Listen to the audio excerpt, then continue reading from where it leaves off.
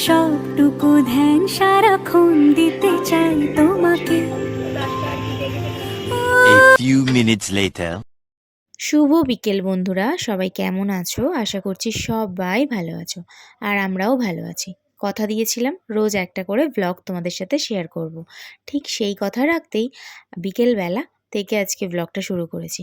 ঠিক তোমাদেরকে তো কথা যেমন দিয়েছি, আমি কিন্তু নিজের কাছেও প্রমিস করেছি যে ডেইলি একটা করে ব্লগ আমি শ্যুট করব তোমাদের জন্য। আর তার সাথে আমার কাজও হয়ে যাবে আর টাইমটাও পাস হয়ে যাবে।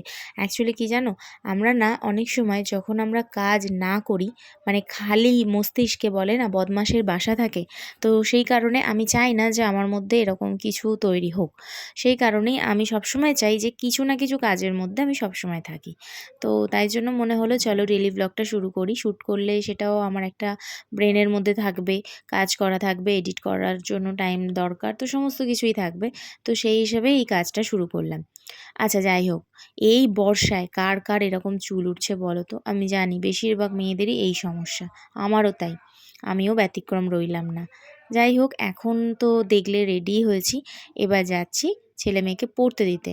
দুজনে মিলেই যাচ্ছি, আমি না গেলেও হতো, কিন্তু ছেলেটা এমন জেদ করে না, আমাকে যেতেই হয়। অনেকে হয়তো ভাববে যে মানে সবাই মিলে বাইকে করে যাওয়ার কি আছে চারজনে।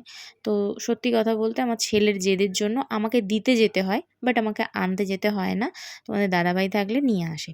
আর এই যে জুতোটা দেখছো, এটা নতুন, তোমাদের দাদাভাই এনেছে। কেমন হয়েছে কালারটা অবশ্যই কিন্তু বলো। তো চলো এবার আস্তে আস্তে যাওয়া যাক ছেলে মেয়েকে নিয়ে পড়তে যাওয়ার উদ্দেশ্যে, টিউশনের উদ্দেশ্যে। তো এর মধ্যে আবার ওর পাপা বলে ওঠে যে মানি ব্যাগটা নিয়ে আসেনি, তো সেটাকে যেন ওপর থেকে নিয়ে আসে। তো সেটা আনতে আবার মেয়ে গেল, আবার নিয়ে আসবে। অ্যাকচুয়ালি কী হয়েছে জানো, বাইকের চাকায় না হাওয়া নেই। বাইক মানে মানিব্যাগ না হলেও আমাদের চলে যেত, বাট চাকায় হাওয়া নেই। হাওয়া তো দিতেই হবে, বলো না, চারটে মানুষ যখন একসাথে যাব, গাড়িতে যদি হাওয়া না থাকে গাড়িটা কি করে টানবে? তো চলো এবার আস্তে আস্তে যাওয়া যাক। তবে এই মোড়টা দিয়ে টার্নিং করার পর একটা আমাদের বাইকের কি বলে ওটা, গ্যারেজ আছে, কিন্তু সেটা না দেখি বন্ধ। এবার তো টেনশন হচ্ছিল যে আর কোথায়। তো আরেকটু সামনে এগিয়ে গেলে আরেকটা গ্যারেজ আছে, সেটা খোলা, ফাইনালি আমরা পেয়েই যাব। এবং সেখানেই গাড়ির হচ্ছে চাকায় হাওয়া দিয়ে নেওয়া হবে। আর চাকাগুলোও না চেঞ্জ করতে হবে। বর্ষাকালে না কী যে সমস্যা হচ্ছে সব দিক থেকে কি বলবো। যাই হোক, দেখো চলেও এসেছি ওদেরকে দিতে, ওদেরকে পড়তে দিয়ে তারপরে বাড়ি যাব। তবে না, যেটা বলতে যাচ্ছিলাম, এখন সত্যিই অনেকটা সমস্যার মধ্যে দিয়ে সবাই চলছে হয়তো। আর কেউ হয়তো বলে, কেউ বলে না। আমাদেরও সেই একই সমস্যা। তারপরে দেখো বাড়িতে এসেছি, দেখছি এই পর্দার এখান থেকে না ওই কী বলে, পর্দার যে লেস সেটা দেখি কেটে কেটে পড়ছে। তো সেটাও তোমাদের দাদাভাইকে বললাম। ও বলল কিছু করার নেই, এখন অনেক দিনের হয়ে গেছে পর্দাগুলোও চেঞ্জ করা হচ্ছে না। এবার দেখো আমি সন্ধে দিয়ে নিচ্ছি। এবার তোমরা হয়তো বলবে বাইরে জামা কাপড় পরে সন্ধে দিয়ে নিচ্ছ। অ্যাকচুয়ালি জামা কাপড়টা পরিষ্কার, আর আমি বাইকে করে গেছি এসছি, আর মনে হয়নি যে এসে আমি আলাদা করে আবার চেঞ্জ করি, তার কারণ আবারও আমাকে বেরোতে হবে। এবার ঠাকুরটা দিয়ে নিয়ে তারপরে তোমাদের দাদাভাই বললো একটু চা করো। এই যে চলে এসেছি ইন্ডাকশানে চা করতে। সত্যি বলতে যাদের বাড়িতে ইন্ডাকশান আছে তারা জানে ইন্ডাকশানে রান্না করা বা চা করা যাই বলো না কেন, কী যে মজা। তো আমি বেশিরভাগ জিনিসটাই বললাম মানে ইন্ডাকশানে করি, মানে যেমন চা, ভাত এটা তো হয়ই, এছাড়া তরকারিগুলো করি না, বাট গরম করার জন্য করি, তখন ইন্ডাকশানে করি। তো দেখো এটা হচ্ছে তোমাদের দাদাভাইয়ের চা। আমি দুধ চা খাই, আমি লিকার চা খাই না, কিন্তু তোমাদের দাদাভাই আবার দুধ চা খায় না, দুধ চা খেলে গ্যাস হয়ে যায়, সেই কারণে। এরপরে আমি বসিয়ে নেব আমার দুধ চা। আর ইন্ডাকশানে ওই একই সসপ্যানে ফার্স্টে তো লিকার চাটা করে নিলাম, তারপরে দুধ চাটা বসাবো। এবার চলো তোমাদের দাদাভাইকে দিয়ে দিই চাটা। আর লিকার চাটা দেখছো একদম আর পার দেখা যাবে, এইরকম লিকার চা খায়, খুব ডিপ লিকার চা কিন্তু খায় না। আমার পাপা মানে আমার বাপিও কিন্তু এরকমই চা খেত, আর জামাই সেও একই রকম হয়েছে। যাই হোক, এবার এখানে দুজনে মিলে বসবো চা খেতে। চা খেতে বসে এখন টিভি চলছে, এখানে একটা বই হচ্ছিল। আমি সচরাচর টিভি খুব কম দেখি, বাট এখন বসেছি, বসে একটু ওই হয় না একটু ঘাটটা ঘোরাই, একটু দেখি টিভিটায় কী হচ্ছে, তাই একটু ঘাটটা ঘুরিয়ে দেখলাম। তারপরে এখানে দেখো এই টোস্টগুলো খুব সমস্যা করে, এটা হচ্ছে কি বলে তোমার বেকারি টোস্ট যেগুলো, সেগুলো এইগুলো না কেমন একটা তেল চিটানি গন্ধ হয়ে গেছে, মানে কিন্তু কি করব বলো, ফেলে তো দিতে পারি না, তো সেটাই তোমাদের দাদাভাইকে বলছিলাম যে বাচ্চারা তো মানে আমার ছেলে নিয়ে এসেছিলো শখ করে, ও তো খেলো না, বাট আমাদেরকে খেয়ে নিতে হবে, না হলে কেমন একটা গন্ধ ছাড়ছে। তারপরেই চলে এসেছি এখানে দেখো বাসনগুলো ধুয়ে নিতে। আর আমি সত্যি কথা বলতে বেশিরভাগ টাইমটাই আমি যখনই খাওয়া দাওয়া হয়ে যায় আমি বাসন ধুয়ে গুছিয়ে রাখি।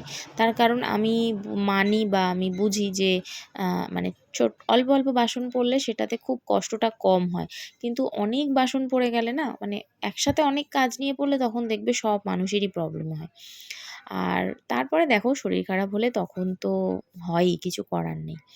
আচ্ছা, ছেলেমেয়েরা কিন্তু পড়তে থেকে বাড়ি চলে এসেছিল। তারপরে ব্যাগ রেখে আমরা বেরিয়েছিলাম একটু মার্কেটে। তো এখানে দেখো মানে আমাদের এই রাস্তায় রেলগেটটা আছে, আর আমাদের এই রেলগেটে সবসময় ফাঁসতে হয়। মানে কিছু তুমি দরকারি কাজের জন্য বেরোবে, ফাঁসতেই হবে। একটা আপদ বলো আর একটা জম যাই বলো না কেন, মানে তোমাদের দাদাভাই বলে জম এসে দাঁড়িয়ে আছে, তো জম এসে দাঁড়িয়ে থাকেই। আর এই দেখো রাত্রিরে আজকে কিন্তু বাড়িতে রান্নাবান্না হবে না। এটা ছেলে বায়না করেছিল যে পিৎজা খাবে, তো সেই জন্য পিৎজা। আর আমাদের জন্য কি নিয়েছি জানো? আমরা তো পিৎজা খাবো না, তা আমরা নিয়েছি হচ্ছে এই যে স্পেশাল 2টো ডাব্বা বিরিয়ানি, যে 2টো ডাব্বার মধ্যে আমাদের 3 জনের হয়ে যাবে। এখন মেয়ে এখানে ফ্রিজটাকে ঠিক করছে, তার কারণ সকালে যে তরকারি ভাত বেঁচে গেছে সেগুলো সব ফ্রিজে রেখে দেবো গুছিয়ে। কেননা এখন তো রাত্রিরে আর সেগুলো লাগবে না, তো বেকার রেখে কি করব, তুলে রাখলে কালকে সেটা কাজে দেবে। আর এই দেখো এখানে ছেলে পিৎজা মোটামুটি খেতে স্টার্ট করে দিয়েছে। আর আমি বলছিলাম যে কি সুন্দর, আমাকে একটু দিবি?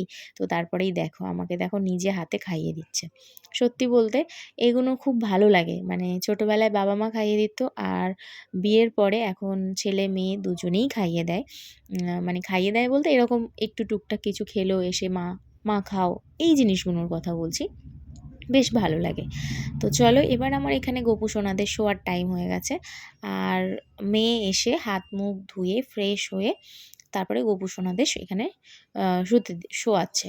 তো এবারে গোপু সোনাদের যেহেতু আমার তো আলাদা কোনো ঠাকুরঘর নেই, তো এখানেই আমাকে ব্যবস্থা করতে হয়েছে। আর গোপু সোনারা থাকে এইখানটায়, আর ঠাকুরের তাকটাও রয়েছে আলাদা, তোমরা ভিডিওটা ভালোভাবে দেখলে বুঝতেই পারবে। এই দেখো রাত্রিরে আমাদের খাওয়া দাওয়া হচ্ছে বিরিয়ানি। তো যদি ভিডিওটা ভালো লেগে থাকে লাইক কমেন্ট শেয়ার করো। আর ভিডিওটা তাহলে এই পর্যন্ত, দেখা হচ্ছে অন্য কোনো ভিডিওতে। সবাই ভালো থেকো, সুস্থ থেকো, টাটা।